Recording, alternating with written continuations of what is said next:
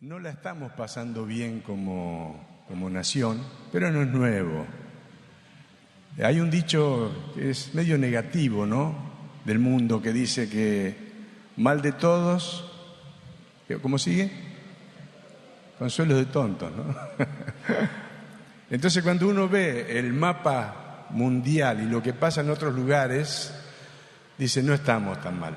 No sé cuántos vieron ayer el programa de televisión que la televisión pública le dio a Sierra, 10:30 de la mañana. ¿Alguien lo vio?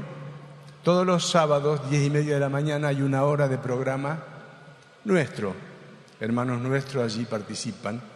Y hubo una chica, una señora ya de África, de un país de África, de aquellos que sufrieron masacres no hace mucho.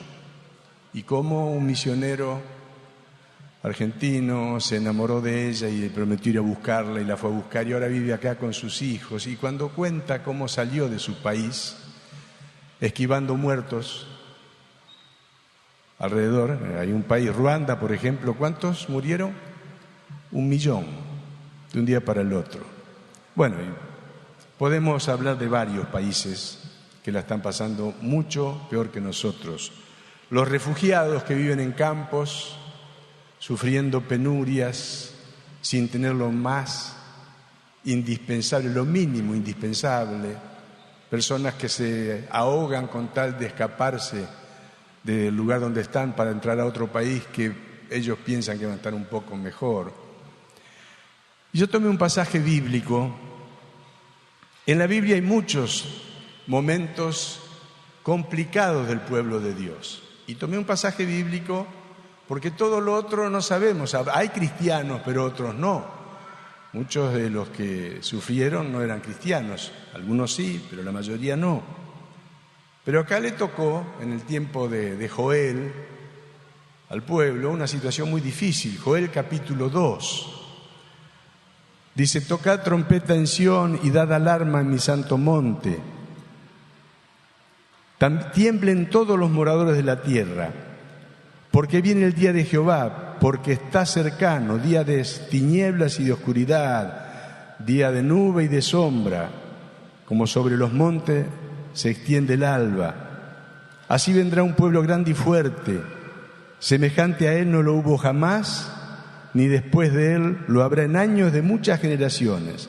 Delante de él consumirá fuego y casi no da ganas de seguir leyendo, porque es una calamidad grande que viene. Claro, es por consecuencia. Y termina diciendo, porque grande es el día de Jehová y muy terrible. ¿Quién podrá soportarlo? Parece que le atribuye el profeta, hablando Dios mismo a través del profeta, que Dios mismo está permitiendo eso. Y no hay nada que Dios no permita. Si ni un cabello cae de nuestra cabeza sin que el Padre lo sepa, nosotros podemos conjeturar, especular, pensar, pero en realidad es el que gobierna todo es Dios y el diablo no puede mover un dedo si Dios no se lo permite. Y después de describir toda esa calamidad, ese cuadro terrorífico, dice el versículo 12, por eso pues ahora, dice Jehová, convertíos a mí con todo vuestro corazón, con ayuno y lloro y lamento. Rasgad vuestro corazón y no vuestros vestidos, y convertíos a Jehová vuestro Dios, porque misericordioso es y clemente, tardo para la ira y grande en misericordia, y que se duele del castigo, no le gusta. ¿Quién sabe si volverá y se arrepentirá y dejará bendición tras de sí? Esto es ofrenda y libación para Jehová vuestro Dios. Tocad trompeta en Sión, proclamad ayuno, convocad asamblea, reunid al pueblo, santificad la reunión, juntad a los ancianos, congregad a los niños y a los que maman, salga de su cámara el novio y de su tálamo la novia. Entre la entrada y el altar lloren los sacerdotes, ministros de Jehová, y digan, perdona, oh Jehová, a tu pueblo. y no entregues al oprobio tu heredad, para que las naciones se enseñoreen de ellas. ¿Por qué han de decir entre los pueblos, ¿dónde está su Dios? ¿No es lindo ver las estadísticas y dónde está ubicada Argentina en algunos ítems, verdad? Es muy triste. En realidad es un oprobio, es una humillación. No es porque somos orgullosos, que somos humanos. Quisiéramos estar mejor, pero no estamos mejor. Estamos peor que muchos. Y dice qué va a pasar si hacemos lo que leemos. Después lo vamos a desarrollar un poquitito, muy sencillamente. Dice el versículo 18, y Jehová, solícito por su tierra, perdonará a su pueblo. Responderá Jehová y dirá a su pueblo, he aquí, yo os envío pan, mosto y aceite, y seréis saciados de ellos, y nunca más os pondré en oprobio entre las naciones. Y haré alejar de vosotros el del norte, y lo echaré en tierra seca y desierta. Su faz será hacia el mar oriental, y su fin al mar occidental. Y exhalará su hedor y subirá su pudrición, porque hizo el Señor grandes cosas. Tierra, no temas, alégrate y gózate, porque Jehová hará grandes cosas. Animales del campo, no temáis, porque los pastos del desierto reverdecerán. Porque los árboles darán su fruto, la higuera y la vid darán sus frutos también. Vosotros también, hijos de Sión, alegraos y gozaos en Jehová vuestro Dios, porque os ha dado la primera lluvia a su tiempo, y hará descender sobre vosotros lluvia temprana y tardía como al principio. Las eras se llenarán de trigo, y los lagares rebosarán de vino y aceite. Y os restituiré los años que comió la oruga, el saltón, el revoltón y la langosta, mi gran ejército que envié contra vosotros. Comeréis hasta saciaros y alabaréis el nombre de Jehová vuestro Dios, el cual hizo maravillas con vosotros. Y nunca jamás será mi pueblo avergonzado. Y conoceréis que en medio de Israel estoy yo, y que yo soy Jehová vuestro Dios, y no hay otro, y mi pueblo nunca, jamás será avergonzado. Qué tremendo contraste, ¿no? Cómo comienza el capítulo tan negro, tan oscuro, y cómo ya al mediar la lectura la cosa va cambiando. Si es que se hace lo que Dios manda. El Señor pone alguna condición y nosotros somos los responsables de llenarla o no. Si cumplimos con la condición que Dios nos pide, la cosa cambia como de la noche al día, como hemos leído. Va a sobrar, no va a faltar nada, va a haber bendición, vamos a hacer bendición para otros. Y yo digo como los vendedores en el colectivo, y como si esto fuera poco, después de esto derramaré mi espíritu sobre toda carne. Y profetizarán vuestros hijos y vuestras hijas, vuestros ancianos soñarán sueños, y vuestros jóvenes verán visiones. Y también sobre los siervos y sobre las siervas derramaré mi espíritu en aquellos días, y daré prodigios en el cielo y en la tierra, sangre y fuego y columnas de humo. El sol se convertirá en tinieblas y la luna en sangre, antes que venga el día grande y espantoso de Jehová. Y todo aquel que invocare el nombre de Jehová será salvo, porque en el monte de Sión, en la iglesia, y en Jerusalén, en la iglesia, habrá salvación, como ha dicho Jehová, y entre el remanente al cual Él habrá llamado. Panorama, al principio, panorama desolador. Normalmente, cuando uno ve la historia bíblica, siempre fue consecuencia del pecado. Tal vez el libro de los Jueces es el que mejor ilustra esto.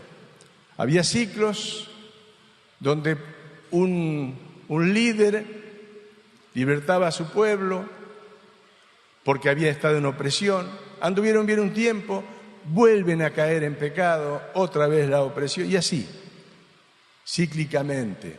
Y así es la historia del pueblo de Israel también. Y puede ser la historia de aquellos que no entendieron algunas cosas que queremos volver a subrayar, que ustedes las saben más que de memoria. Hemos sido ministrados, Dios nos ha enriquecido, el Señor nos ha bendecido con tanta palabra. Nos han enseñado sobre el señorío de Cristo, que el Señor no puede ser Salvador si primero no es Señor. Es Salvador porque es Señor. Cuando le recibimos nuestras vidas, le decimos: Señor, toma control de mi vida, yo hasta aquí hice lo que pude y creí todo, pero seguí manejando mi vida. A partir de ahora quiero que vos manejes mi vida, Señor. Entonces ahí viene la salvación, ahí viene el cambio.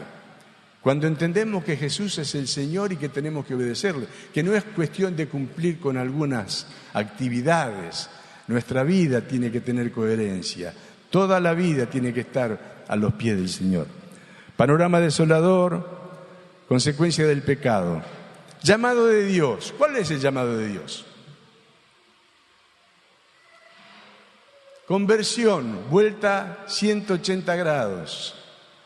Ayuno, lloro y llanto. Les pregunto, hermano, ¿somos fuertes en la oración nosotros?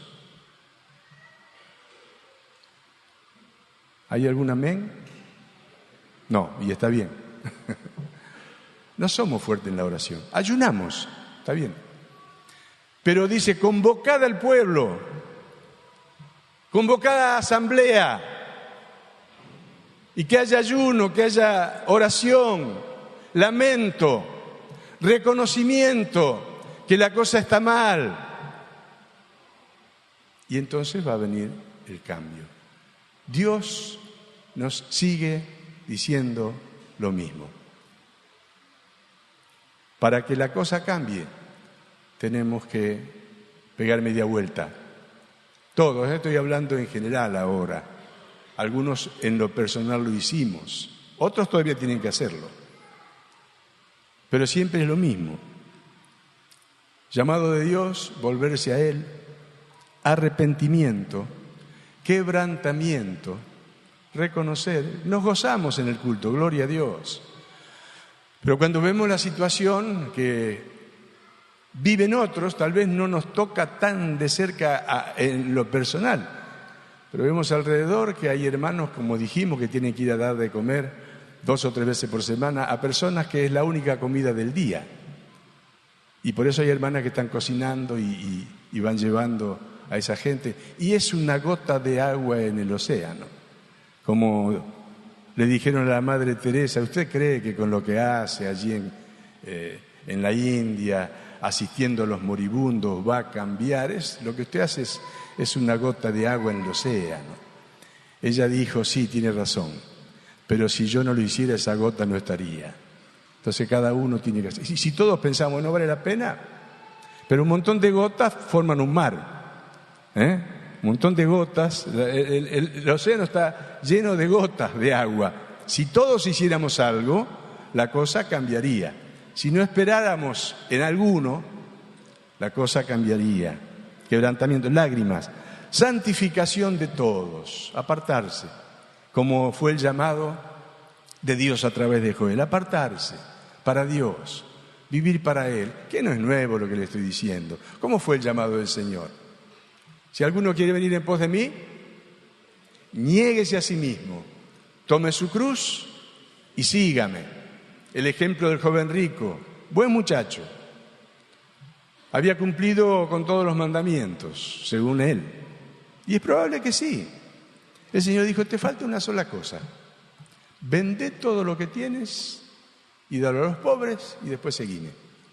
¿Qué pasó? El muchacho se fue triste porque no estaba dispuesto. Y dice que el Señor lo amó. Yo digo lo amó haciendo un juego de palabras, pero no lo llamó. No le dijo: muchacho, vení, bueno, empezá con el 50% y después te consagrás al tiempo, te vamos a enseñar, te vamos a discipular, vamos a imponerte las manos, vamos a pedir que la unción de Dios venga sobre vos y cuando puedas entregar el otro 50%. ¿Qué pasó? No, o 100% o nada. Y eso es para nosotros también. Cuando nos entregamos a Cristo, o el 100% o no sirve. Esto es muy claro en la palabra. Una santificación total, llamado al pueblo, pedido de perdón, conversión. ¿Qué es la conversión? Es transformarse en otra cosa. Éramos seres egoístas, individualistas, orgullosos, todo lo que es un ser humano normal, diríamos. Y un día el Espíritu Santo nos va transformando, nos transforma y cambiamos. Pensamos más que en los demás que en nosotros mismos. ¿Es así? ¿Tu oración es mucho para vos y poco para los demás? ¿O al revés? ¿Es mucho para los demás y no tanto para vos? A ver, levanten la mano aquellos que oran más por los demás que por sí mismos. Tenemos a Cristo. Poco nos hace falta. Pero hay otros que no tienen a Cristo y tienen prioridad. La respuesta de Dios, si se obedece en lo personal, que lo hemos experimentado, y yo quiero aplicarlo con mucha modestia y sin mucha pretensión, a una nación también. Si se obedece a Dios, hay provisión abundante, hay liberación del oprobio, liberación de los opresores, que ya no son opresores con armas como en la antigüedad. Hay otra forma de oprimir ahora.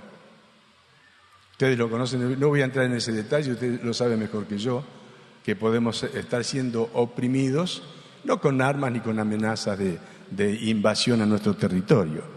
Vamos a ser liberados. El Señor hará grandes cosas, nos vamos a maravillar, como hizo en la antigüedad. Nadie esperaba que Dios haga lo que hizo y lo hizo. Cuando Dios está presente en medio de su pueblo, cuando el pueblo clama, el Señor baja, desciende. Él está en todos lados, pero como una figura, desciende. Como allí en Egipto que dice, he oído el clamor de mi pueblo y he descendido para librarlo. Dios siempre estuvo, pero como una figura, he descendido para librarlo. ¿Y cómo lo hizo? Con mano fuerte, con prodigios, con maravillas, con milagros portentosos que pasaron a la historia, y aún gente que no es creyente conoce la historia, ¿verdad? Le hablas de las plagas de Egipto y sabe de qué se trata. Le hablas del cruce del Mar Rojo en seco y saben de qué se trata. Pasó a la historia no solamente los que conocemos la Biblia, Dios lo hizo. Y ¿sabes una cosa? Decirle a que tenés al lado, es el mismo Dios que tenemos nosotros. Es el mismo Dios que tenemos nosotros. No es otro. El del antiguo no es otro que el del nuevo y el contemporáneo, el que está ahora con nosotros. Hijos de Sión, no temas. Iglesia, no temas. Cumple con tu función y no tengas ningún temor. Habrá lluvias de bendición. Claro, la lluvia temprana era necesaria cuando se había sembrado. Aún antes, para ablandar la tierra. Después se siembra, después viene otra lluvia. Y la lluvia tardía, para que el grano pueda madurar junto con el sol, es necesario. Dios dice, lo voy a dar. Y van a sobrar las provisiones. Promesa de Dios. Si se hace lo que Él pide primero. Restitución de lo perdido. ¿Quién nos robó muchas cosas? ¿Quién vino para hurtar, matar y destruir? ¿Contra quién es nuestra lucha? ¿Contra el que piensa distinto? ¿O nuestra lucha es espiritual? Contra potestades en los aires, contra príncipes de maldad. Ahí está nuestra lucha, ahí tenemos que apuntar. Restitución de lo perdido, lo hurtado por el diablo. Pero vuelvo y subrayo, tenemos que reconocer el señorío de Cristo. Después voy a dar más detalles. En nuestra nación tiene que haber un momento que se reconozca a Dios como máxima autoridad. Como yo le dije hace 3 semanas, se lo dijimos a la máxima autoridad de esta Argentina. Porque en Argentina reina el sincretismo. Da lo mismo adorar a Dios como a otras cosas. Y el Señor quiere que se le adore solo a Él, ¿verdad? ¿Qué dice el primer mandamiento? Al Señor tu Dios, solamente a Dios, no hay otro. No podemos estar repartiéndonos. Así hicimos cuando no conocíamos a Dios y recurríamos a cualquier cosa. Pero el día que el Señor llegó a nuestra vida se terminó. No buscamos más, le adoramos a Él. No le vemos, pero sabemos que existe. Está en nuestra vida. Está la prueba irrefutable del cambio de vida nuestra y de otros. Y a ese Dios solamente bendecimos. Y si hacemos eso, nunca más seremos puestos en vergüenza. Dice así: yo voy a estar y mi pueblo nunca jamás será avergonzado. Ahora, esto no es una teoría, hermanos. Si lo ponemos en práctica, esto sucede. Y no estoy hablando de este grupito que estamos acá, todos los creyentes del país, que somos la levadura que tiene que leudar toda la masa. Y después viene algo más. Hay un derramamiento general del Espíritu Santo. Va a haber profetas jóvenes que van a tener palabra. ¿Para dónde? Para la universidad, para la escuela secundaria, hasta para la escuela primaria. Van a saber qué decir, van a saber dónde está la respuesta. La gente tiene un montón de preguntas y muy pocas respuestas. ¿Sí o no? Pregunta ahí, ¿qué va a pasar con esto? Pregunta ahí por todos lados. ¿Sabes una cosa? Nosotros tenemos la respuesta. No escucho un amén ni para remedio. Nosotros tenemos la respuesta. Después se les voy a decir cuál es. Ancianos sabios, con visión, con revelación, y el Espíritu Santo sobre todos, y prodigios como nunca vimos, conversiones masivas. Todo aquel que invocar el nombre del Señor será salvo, y muchos invocarán. ¿Cuántos creen que muchos invocarán el nombre del Señor? Yo creo. Yo espero que miles y miles en esta nación todavía reciban al Señor. La mayor cosecha de vidas de la historia. Yo creo que va a pasar eso. Y tengo la esperanza de poder verlo. Yo creo que, claro, depende también de nosotros. De que nosotros hagamos, al final le voy a decir lo que tenemos que hacer. El desafío a nosotros es vivir todo esto y comunicarlo. Y hay una ilustración de lo que éramos y lo que somos. ¿Cuántos vinieron al Señor porque estaban bien, porque la vida les sonreía, porque no tenían ningún problema? Levanten la mano. ¿Cuántos vinieron porque estaban medio arruinados como yo y no sabían para dónde agarrar? Bueno, así vinimos.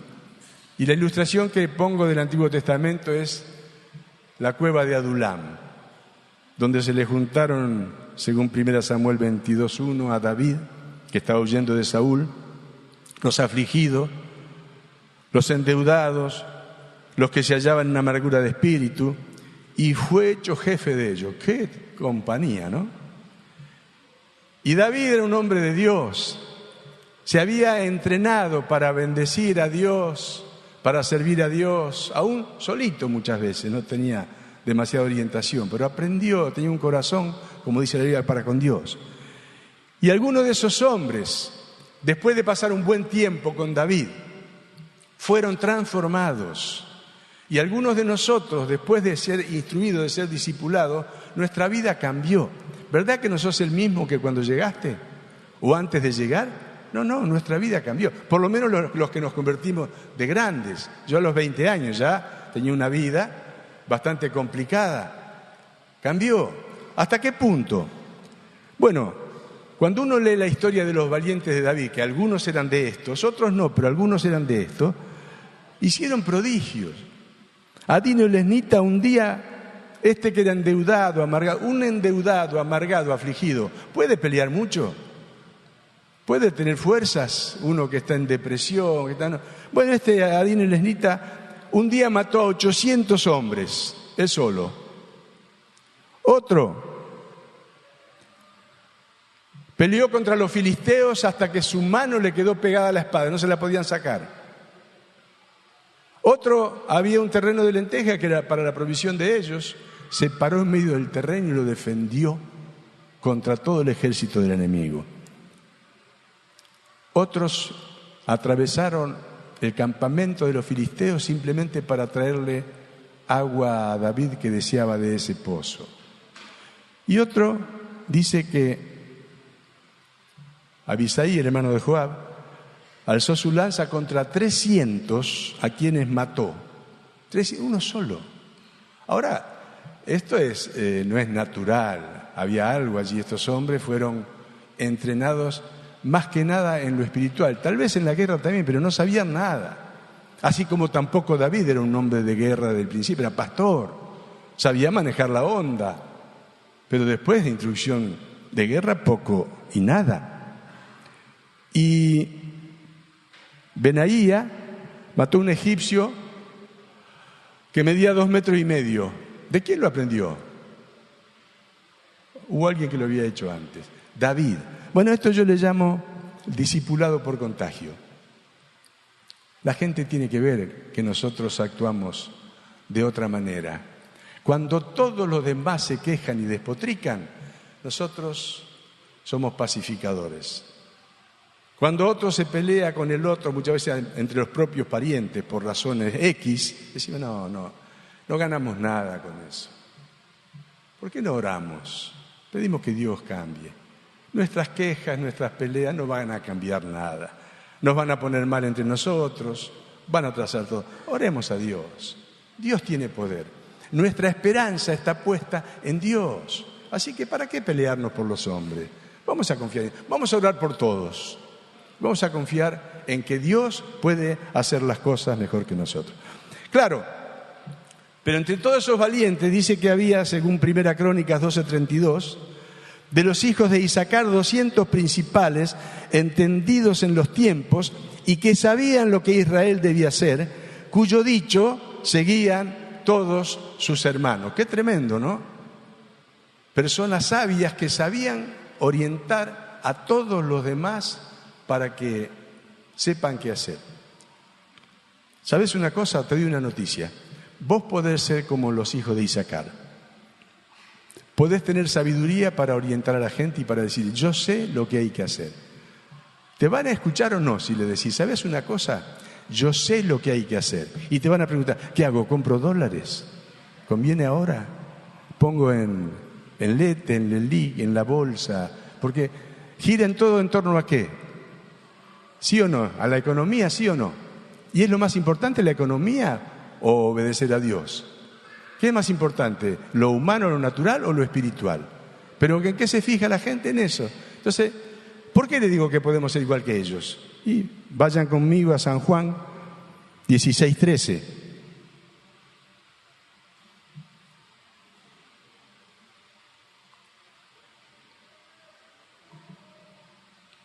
San Juan 16:13.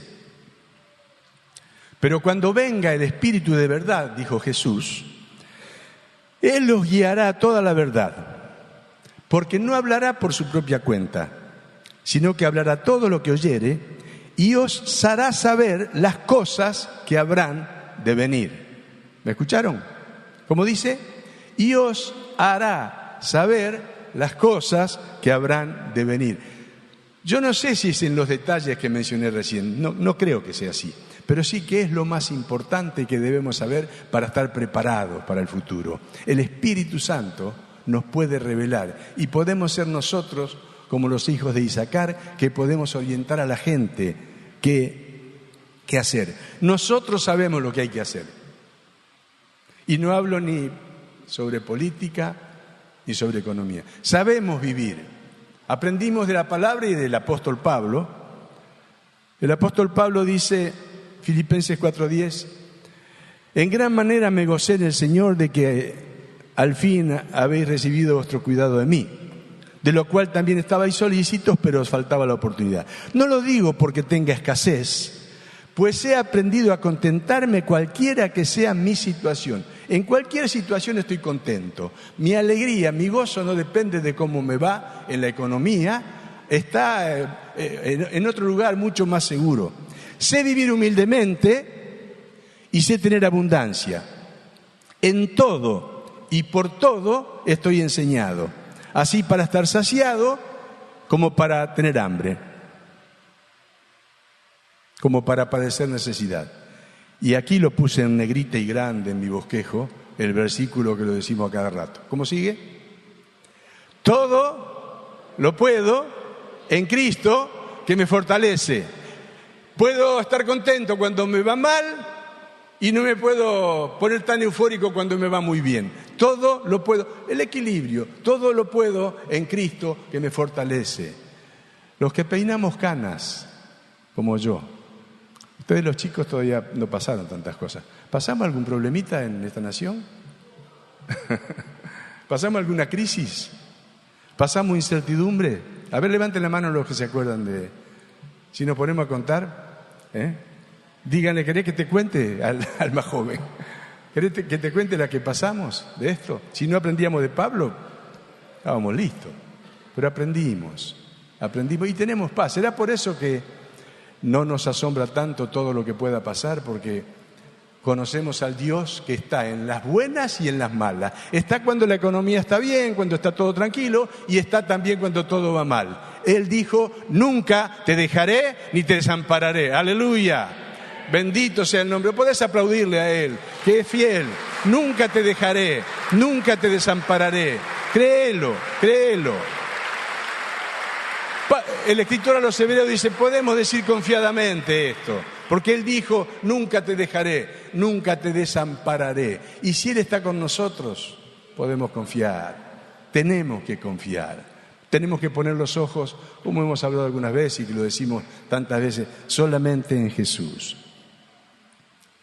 Todos los discípulos llenos del Espíritu Santo tenemos que ser como los valientes de David. Hay gigantes a vencer en defensa de la verdad de Dios. Y ni nombro la economía. Hay cosas mucho peores. La ESI con ideología de género. Ángel lo mencionó. Yo bendigo a Dios. A Juan Varela lo escuché en Asunción, cuando tuvimos un encuentro allí en Asunción del Paraguay.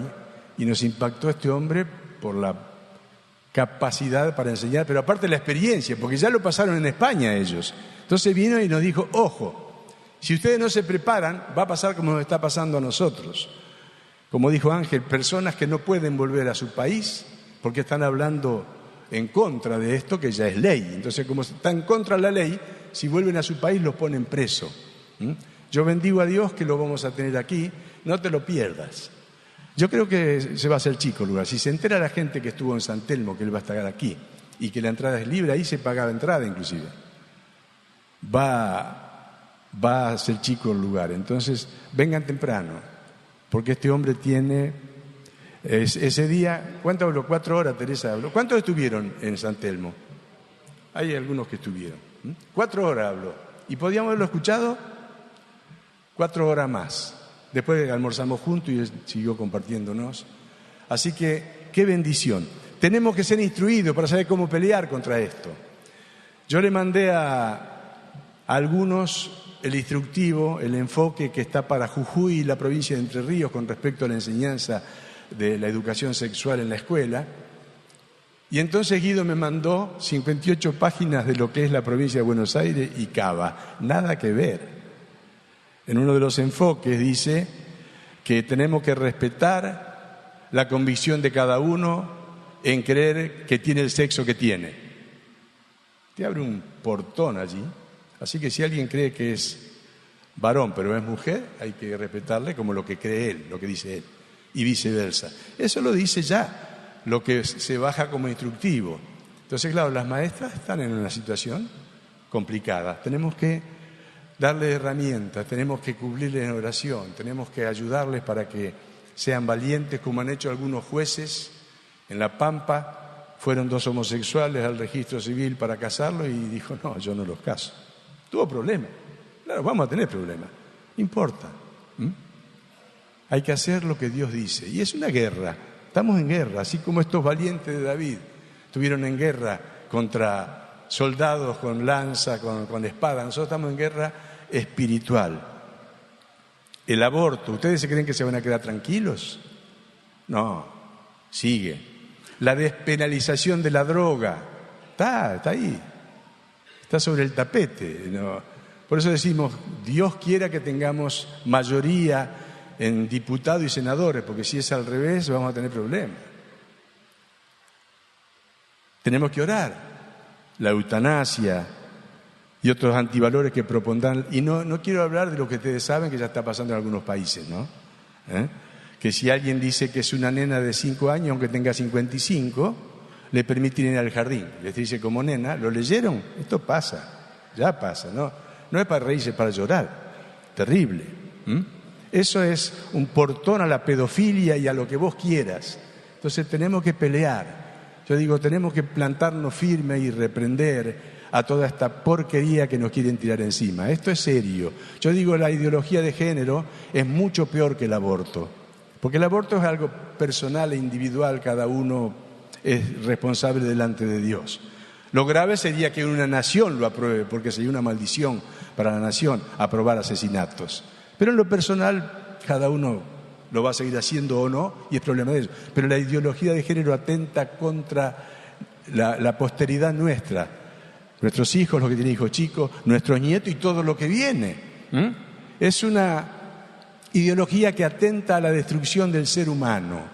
Porque si un ser humano no sabe lo que es, no sabe si es hombre, si es mujer, la sexualidad líquida, un día crees que es mujer, otro día que es hombre. Todo esto Juan nos va a hablar con mucho detalle, nos despertó de un montón de cosas que no sabíamos.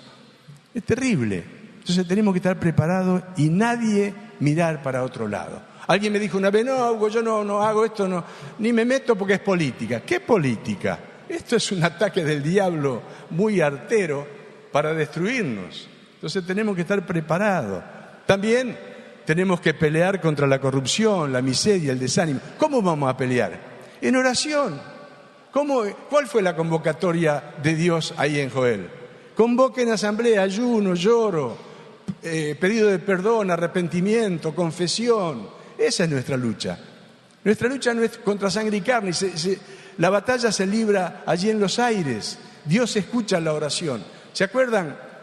En la historia pasa, durante la Segunda Guerra Mundial había 300.000 soldados acorralados contra el Canal de la Mancha y no había forma de zafar. El ejército alemán estaba llegando. Y algunos dicen que Winston Churchill fue el que dijo lo único que podemos hacer es orar. Otra parte dice que los pastores se propusieron en toda Inglaterra orar y sucedió algo que no estaba en los planes de nadie. En una época que no era época de lluvia ni de niebla, hubo un temporal que hizo que tengan que retroceder y que hubo tiempo para evacuar a esos soldados y salvarlos sin que sean aniquilados. El poder de la oración.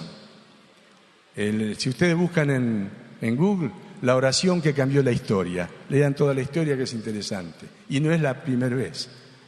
¿Cuántas veces en la Biblia, clamando a Dios, Josafat, rodeado del ejército enemigo, clamaron a Dios, alabaron a Dios, confiaron en Dios, no se asustaron y Dios les dio victoria y tuvieron paz?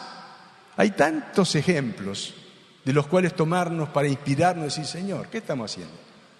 ¿Estamos clamando como tenemos que clamar? ¿Estamos haciendo lo que nos estás pidiendo? Ayúdanos, queremos concientizarnos, queremos despertarnos. La gente necesita saber qué hacer. Tenemos la respuesta, se lo digo, ¿sabe cuál es? Si no cambia la persona, no va a cambiar la nación. El cambio es por cambiar personas. Entonces, arrepentimiento, tenemos que decirle, mira, tenés que arrepentirte. Individualmente, y aún podríamos decir como nación, pero nosotros lo vamos a predicar a la gente, ¿verdad? ¿Cuál fue el primer mensaje de Jesús? El reino de los cielos se ha acercado. Por tanto, arrepentíos y creed en el Evangelio. Arrepentimiento, tenemos que decirle a la gente, mira, no hay salida. Estamos mal por culpa nuestra. No es ni del gobierno que pasó, ni de ni de los 70 años que venimos atrasados como nación. Hay un problema en el corazón del ser humano. Si no nos arrepentimos, si sigue el egoísmo, el individualismo, el sálvese quien pueda, y las peleas y las venganzas, y el tirarse uno el carpetazo al otro, no arreglamos nada. Tenemos que arrepentirnos todos. Quien más, quien menos tiene alguna parte, estamos viviendo acá. Arrepentimiento. Fe en la obra de Cristo. Tenemos que explicarle. Jesús vino para perdonar nuestros pecados, derramó su sangre, pagó la deuda que teníamos. Creamos en Jesús. Todo lo que está pasando, hermanos, nos da pie para decir, ¿sabes una cosa? Yo sé lo que hay que hacer para salir de la situación en que estamos. Tengo la respuesta. Y hace un silencio, que piense un poco y que comience a pensar un montón. Y después le decís esto: arrepentimiento, fe en la obra de Cristo, una vuelta verdadera a Dios, no a una religión, ni un acting, sino una vuelta verdadera a Dios. Buscad primeramente el reino de Dios y su justicia, y todas las demás cosas serán añadidas. Amén. Dice así: si buscamos a Dios, economía, cosechas, lo que sea, será añadido. Pero si no buscamos a Dios, buscamos las añadiduras y nos olvidamos de Dios, como estamos haciendo como nación, no hay arreglo, hermanos. ¿Y quién puede decir eso? ¿Un político brillante o la iglesia? La iglesia tiene la palabra. Si alguien está dispuesto a obedecer, tenemos material. Qué precioso material es caminando con Jesús. Tan sencillo. Si mira, vos querés volver a Dios, bueno, juntémonos una vez por semana. Yo te voy a explicar. ¿Tenés algún otro pariente que quisiera también? Juntalos. Y yo voy y les voy a enseñar. Y enseñale, usá caminando con Jesús. Puedes usar otra cosa también, pero ya que lo tenemos y es tan fácil de utilizar, usalo. Yo espero una cosecha abundante, pero ¿sabes de qué depende la cosecha? Imagínate a un chacarero que dice: yo espero una cosecha tremenda, pero siembra en 2x2 y tiene 50 hectáreas para sembrar. ¿Cuánto va a cosechar? Muy iluso si cree que va a tener que hacer. Va a cosechar de acuerdo a ¿qué? A lo que sembró. Vamos a cosechar de acuerdo a lo que sembramos. Bueno, Oscar, casi cada vez que habla no habla del cuaderno. Yo creo que a esta altura todos lo deben tener, ¿no? El cuaderno de oración, la parcela, los contactos, estar allí. Es la solución, hermanos. ¿Cómo cambió tu vida? ¿Quién te cambió? ¿La política? ¿La religión? ¿Una filosofía o Cristo? Cristo. ¿Quién va a cambiar a la gente? Cristo. ¿Quién va a cambiar a la nación? Cristo. Fuera de eso no hay solución. Si estamos dispuestos y la gente se convierte, tenemos una tarea. Necesitamos discipuladores. ¿Sabes qué es un discipulador? Es alguien que se toma la responsabilidad de ayudar a otros en su crecimiento espiritual. Que se le pega, que le enseña la palabra, que ora por él, que le escucha, que hace un trabajo. Necesitamos. Se están habiendo grupos en distintos lugares y estamos con escasez de discipuladores, no predicadores, discipuladores. No tiene que ser un brillante expositor, tiene que conocer la palabra y tiene que transmitirla. Tiene que tener vida, como dijo Alfredo. ¿El discipulado qué es? ¿Una transmisión de qué? ¿De conocimiento o de vida? De vida, junto con la palabra. Entonces, eso es lo que tenemos que hacer. Y yo veo que hay tanta necesidad. En la semana nosotros tenemos siempre gente que viene buscando orientación, matrimonios que no saben qué hacer con tal cosa. Y tenemos, hermano, tenemos la respuesta. Yo no estoy acá hablando como con orgullo, con pedantería. No, digo la verdad, tenemos la respuesta en la palabra y en todo lo que Dios nos ha dado. Podemos bendecir a la gente, podemos decir la única salida es Jesucristo y lo que Él nos enseñó, y conocemos la palabra. Y luego tenemos que seguirle hasta que esa persona se transforme a su vez en un discipulador. Lo que has oído de mí ante muchos testigos, esto encarga a hombres fieles que sean idóneos para enseñar también a otros. Entonces, en poco tiempo vemos a un montón de gente siendo discipulada y transformada, y que va a ser una influencia en su familia, en su barrio, y aún en la nación, según en el puesto que esté. Algunos están discipulando a personas que están en un puesto encumbrado, de mucha influencia. Gloria a Dios. Tienen autoridad y muchos de alrededor están siendo contagiados. Entonces, es la salida, hermano. ¿Cuántos están de acuerdo que es la salida? No hay otra. Bien que es sencillo.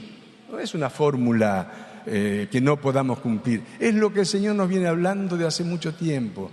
Prediquemos el Evangelio del Reino. Prediquemos a Jesús como Señor. Prediquemos a Jesús como aquel que tiene toda autoridad, no solo en el cielo, sino también en la tierra. Prediquemos a Jesús como aquel que está sentado en el trono, por el cual estamos en paz, porque Él no abdicó de su trono. Él no renunció ni se tomó licencia.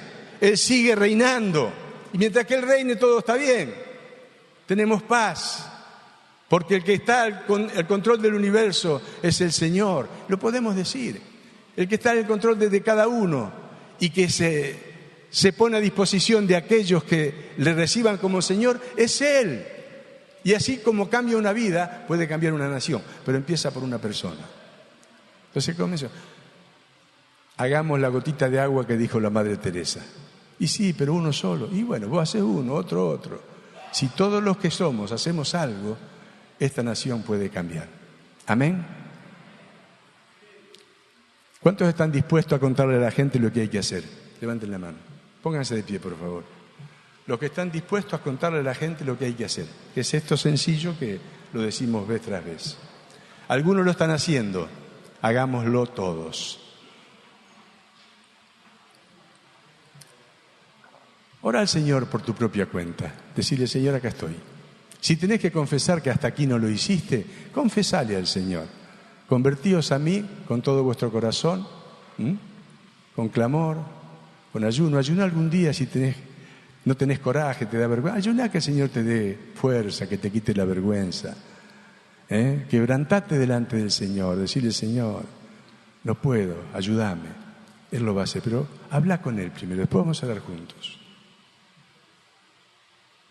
Señor, perdona nuestros pecados de omisión muchas veces. Queremos cumplir con lo que nos pides. Hay mucha gente desesperada, afligida, endeudada, en amargura, como los de la cueva de Adulam. Que podamos ser como David, contagiarles la paz tuya, la alegría de ser hijos tuyos, Señor. Danos gracia, danos unción. Que podamos ser como los valientes de David, pelear contra todas las cosas que ya, como dijo Ángel, ya están, Señor, y vienen peor, la ideología de género y otras cosas, Señor, tan nocivas para el futuro de nuestra nación. Señor, que podamos concientizarnos y al convocarnos a orar, nos juntemos para orar, para clamar, no solamente en nuestra casa, todos los días, sino como pueblo también. Señor, nos ponemos en tus manos. Úsanos para la gloria de tu nombre. Te lo rogamos en el nombre de Jesús.